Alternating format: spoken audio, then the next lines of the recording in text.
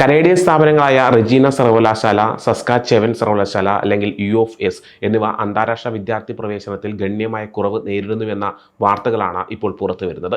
ഈ പ്രവണത രണ്ട് സ്ഥാപനങ്ങളുടെയും സാമ്പത്തിക സ്ഥിരതയെ ബാധിച്ചു തുടങ്ങിയിട്ടുണ്ടെന്നും റിപ്പോർട്ടുകളുണ്ട്.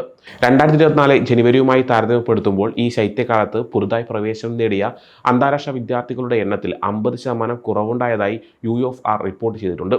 UofSൽ ഏകദേശം 20% സമാനമായ കുറവുണ്ട്. CBC ന്യൂസ് അനുസരിച്ച് സസ്കാച്ചെവൻ സർവകലാശാല അന്താരാഷ്ട്ര വിദ്യാർത്ഥികൾക്ക് ഒരു പ്രധാന ലക്ഷ്യസ്ഥാനമായി മാറിയിട്ടേയില്ല എന്നാണ് പറയുന്നത്.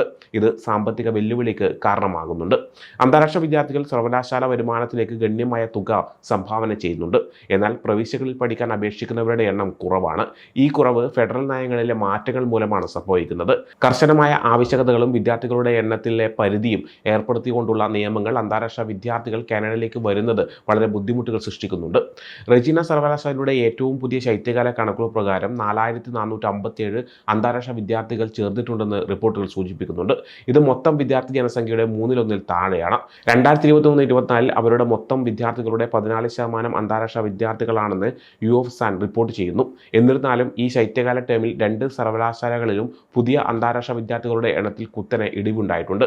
വരുന്ന വിദ്യാർത്ഥികളുടെ എണ്ണത്തിൽ കുറവ് തുടരുന്ന വിദ്യാർത്ഥികളുടെ എണ്ണവുമായി പൊരുത്തപ്പെടുന്നില്ലെങ്കിലും ഇത് ഭാവിയിൽ ക്യാമ്പസിൽ അന്താരാഷ്ട്ര വിദ്യാർത്ഥികളുടെ എണ്ണം കുറയ്ക്കാൻ കാരണമാകുമെന്നും UofSan വ്യക്തമാക്കുന്നുണ്ട്. അന്താരാഷ്ട്ര വിദ്യാർത്ഥികൾ ഗാർഹിക വിദ്യാർത്ഥികളെക്കാൾ വളരെ ഉയർന്ന ട്യൂഷൻ ഫീസാണ് അടക്കുന്നത്. സസ്കാച്ചെവാനിൽ അന്താരാഷ്ട്ര വിരുദ്ധ വിദ്യാർത്ഥികൾ ഈ അധ്യയന വർഷം ശരാശരി $31,540 ട്യൂഷൻ ഫീസ് അടച്ചു. അതേസമയം ഗാർഹിക വിദ്യാർത്ഥികൾ $9,609 അടച്ചുവെന്ന് CBC റിപ്പോർട്ട് ചെയ്യുന്നു. കഴിഞ്ഞ 5 വർഷത്തിനിടെ അന്താരാഷ്ട്ര ട്യൂഷൻ ഫീസ് 53% വർദ്ധിച്ചിട്ടുണ്ട്. അതേസമയം ഗാർഹിക വിദ്യാർത്ഥി ഫീസ് 16% മാത്രമാണ് വർദ്ധിച്ചത്. ഈ കുറവിൻ്റെ സാമ്പത്തിക ആഘാതം സ്ഥാപനം അനുഭവിക്കുന്നുണ്ടെങ്കിലും പിരിച്ചുവിടൽ പോലുള്ള നടപടികൾ അവർ സ്വീകരിച്ചിട്ടില്ലെന്ന് UofSലെ വിദ്യാർത്ഥികളുടെയും പഠനത്തിൻ്റെയും വൈസ് പ്രസിഡന്റ് ജെറോം ക്രാൻസ്റ്റൺ അഭിപ്രായപ്പെട്ടു. താൽക്കാലിക താമസക്കാരുടെ എണ്ണം കുറയ്ക്കുക എന്ന ലക്ഷ്യത്തോടെയുള്ള ഫെഡറൽ നയങ്ങൾ അന്താരാഷ്ട്ര വിദ്യാർത്ഥി പ്രവേശനത്തിൽ നേരിട്ട് സ്വാധീനം ചെലുത്തിയിട്ടുണ്ട്. Immigration, refugees and citizenship Canada, വിദ്യാർത്ഥികൾക്കായുള്ള സാമ്പത്തിക ആവശ്യകതകൾ ഇരട്ടിയാക്കൽ, തൊഴിലാളി ക്ഷാമവുമായി ബന്ധപ്പെട്ട മേഖലകളിൽ മാത്രം ബിരുദധാരികൾക്ക് വർക്ക് വിസ നൽകൽ തുടങ്ങിയ നടപടികൾ അന്താരാഷ്ട്ര വിദ്യാർത്ഥി പ്രവേശനത്തെ ബാധിച്ചിട്ടുണ്ട്. മറ്റ് പ്രവിശ്യകളെ അപേക്ഷിച്ച് സവിശേഷമായ ജനസംഖ്യാപരവും സാമ്പത്തികവുമായ വെല്ലുവിളികളുള്ള സസ്കാച്ചെവാനിൽ അന്താരാഷ്ട്ര വിദ്യാർത്ഥി നയങ്ങളോട് കൂടുതൽ അനുയോജ്യമായ സമീപനം നല്ലതായിരിക്കുമെന്നാണ് ക്രാൻസ്റ്റൺ അഭിപ്രായപ്പെടുന്നത്.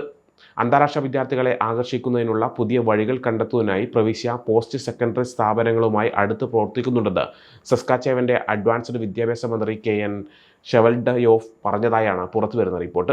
അന്താരാഷ്ട്ര വിദ്യാർത്ഥികളെ നിയമിക്കുന്നത് ഒരു മുൻഗണനയായി തുടരുന്നുവെന്ന് അദ്ദേഹം അഭിപ്രായപ്പെട്ടു. അന്താരാഷ്ട്ര വിദ്യാർത്ഥികളുടെ സാമ്പത്തിക സംഭാവനകൾക്ക് പകരം ആഭ്യന്തര പ്രവേശനം മാത്രം നൽകുന്നത് സർവകലാശാലകൾക്ക് ബുദ്ധിമുട്ടാണ്. നഷ്ടപ്പെടുന്ന ഓരോ അന്താരാഷ്ട്ര വിദ്യാർത്ഥിക്കും ഒരേ സാമ്പത്തിക ഫലങ്ങൾ നേടുന്നതിന് സസ്കാച്ചെവൻ സർവകലാശാലകൾ 3-ൽ കൂടുതൽ ആഭ്യന്തര വിദ്യാർത്ഥികളെ ചേർക്കേണ്ടതുണ്ടെന്നാണ് സ്റ്റാറ്റ്കാൻ ഡാറ്റ സൂചിപ്പിക്കുന്നത്. സാമ്പത്തിക അക്കാദമിക് ആശങ്കകൾക്ക് പുറമെ സർക്കാർ നയങ്ങളെ ചുറ്റിപ്പറ്റിയുള്ള അനിശ്ചിതത്വത്തിലും കുടിയേറ്റ വിരുദ്ധ വികാരത്തിൻ്റെ വർധനവിലും ചില അന്താരാഷ്ട്ര വിദ്യാർത്ഥികൾ നിരാശ പ്രകടിപ്പിച്ചിട്ടുണ്ട്. നയങ്ങൾ മാറുകയും വംശീയത വർദ്ധിക്കുകയും ചെയ്തതിനാൽ വിദ്യാർത്ഥികൾ കാനഡയിൽ പഠനത്തിനായി തിരഞ്ഞെടുക്കുന്നതിൽ കുറവ് വരുന്നുണ്ട്. സ്റ്റഡി വർക്ക് പെർമിറ്റ് അടക്കം കാനഡയിൽ താൽക്കാലികമായി താമസിക്കാനുള്ള പെർമിറ്റ് അടക്കം ക്യാൻസൽ ചെയ്യാനുള്ള അധികാരം ഉദ്യോഗസ്ഥർക്ക് നൽകിയിട്ടുണ്ട്. ഇതും ഇനി അന്താരാഷ്ട്ര വിദ്യാർത്ഥികളുടെ ഒഴുക്ക് കുറയാൻ കാരണമാകും. പുതിയ നയമാറ്റത്തിലൂടെ ഇമിഗ്രേഷൻ, ബോർഡർ ഉദ്യോഗസ്ഥർക്കാണ് കൂടുതൽ അധികാരം കൈവന്നിരിക്കുന്നത്. കുടിയേറുന്നവർ തെറ്റായ വിവരം നൽകുകയോ അവർ കുറ്റകൃത്യത്തിൽ മുൻപ് ഏർപ്പെട്ടിട്ടുണ്ടെങ്കിലോ വ്യക്തിപരമായ സാഹചര്യങ്ങളിൽ മാറ്റമുണ്ടായാലും വിസ റദ്ദാക്കാൻ ഉദ്യോഗസ്ഥർക്ക് സാധിക്കും. സവിശേഷ സാഹചര്യങ്ങളിൽ സ്റ്റഡി വർക്ക് വിസകളും ഇവർക്ക് റദ്ദാക്കാനാകും. ഭരണപരമായ പിഴവിലൂടെ ഇഷ്യൂ ചെയ്ത രേഖയായാലും സ്ഥിരതാമസത്തിനുള്ള പെർമിറ്റ് ലഭിച്ചാലും പെർമിറ്റ് ഉടമ മരിച്ചാലും ഈ നിലയിൽ സ്റ്റഡി വർക്ക് പെർമിറ്റുകൾ റദ്ദാക്കാനാകും.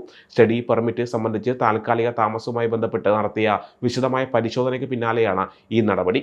സ്റ്റഡി പെർമിറ്റിൽ വലിയ വർധനവുണ്ടായിരിക്കെ ഈ പെർമിറ്റിൻ്റെ ദുരുപയോഗം തടയുക, വ്യാജരേഖകൾ സമർപ്പിക്കുന്നത് ഇല്ലാതാക്കുകയുമാണ് സർക്കാർ ലക്ഷ്യമിട്ടിരുന്നത്.